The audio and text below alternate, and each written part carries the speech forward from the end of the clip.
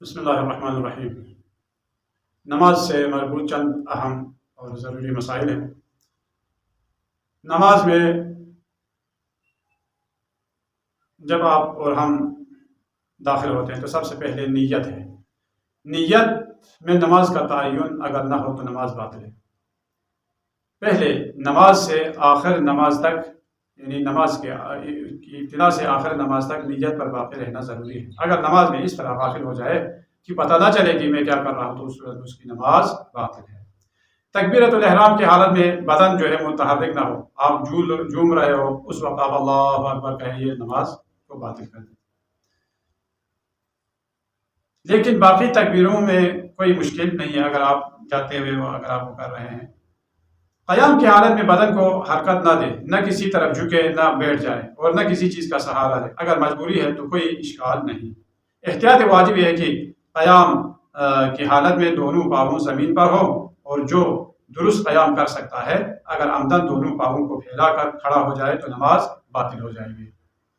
قیام میں نگاہ کا سجدگاہ پر ہونا، ہاتھوں کو زانوں پر رکھنا، دونوں پاؤں کا فاصلہ 3 انگلیوں سے 1 بارش تک کا رکھنا، جبکہ عورتوں کا پاؤں ملا کر رکھنا مستحب ہے۔ چوتھی چیز، نماز واجبی میں وہ سورے نہ پڑھیں جن میں سجدہ کرنا واجب ہے یا واجب سجدے ہیں۔ جہاں نماز آہستہ پڑھنی ہے، مرد کے لیے مستحب ہے کہ وہ بسم اللہ الرحمن الرحیم بلند آواز سے پڑھے، اور مستحب ہے کہ تمام نمازوں میں پہلی رکعت میں سورہ حمد کے بعد سورہ انا انزلنا اور دوسری رکعت میں سورہ حمد کے بعد سورہ قل هو اللہ پڑھے۔ سورہ قل هو اللہ کو ایک سانس میں پڑھنا یہ بھی مکروہ ہے۔ رکوع میں سکون کی حالت میں ذکر پڑھا جائے، ساکن ہونے سے پہلے ذکر پڑھے تو نماز باطل ہے۔ رکوع میں دونوں پاؤں کے درمیان دیکھنا مستحب ہے، عورتوں کے لیے رکوع میں زیادہ نہ جھکنا مستحب ہے۔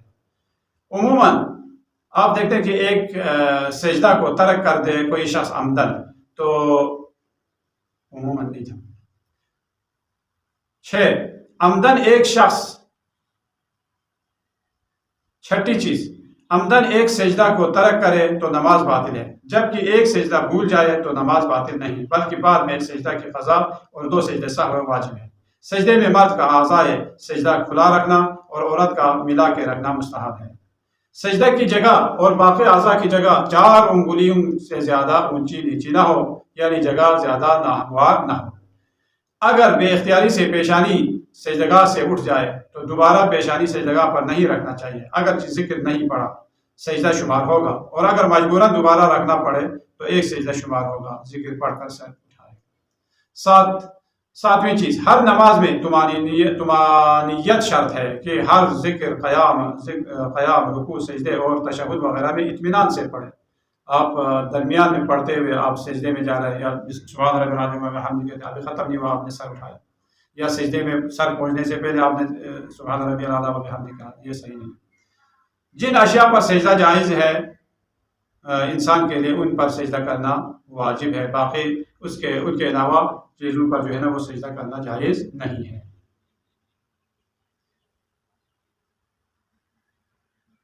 مرد کے لیے مستحب ہے سجدہ میں جانے کے لیے وہ پہلے ہاتھوں کو زمین پر رکھے، جبکہ عورتوں کے لیے گھٹنوں کو پہلے زمین پر رکھنا مستحب ہے۔ جن اشیاء پر سجدہ جائز ہے وہ یہ ہے مٹی، ریت، پتھر، خالص لکڑی، خالص کاغذ، پتے، گھاس، یہ سب سے افضل سجدگاہ خاک شفا ہے۔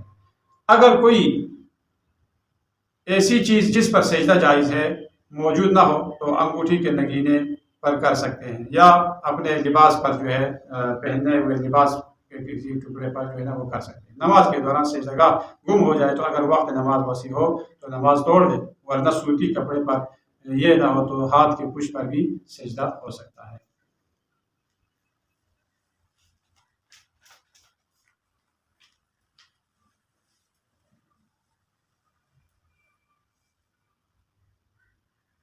نماز کے دوران قرآن مجید کی وہ آیات سننے یا پڑھنے جس سے سجدہ واجب ہوتا ہے تو فوراً اشارے سے سجدہ کیا جائے۔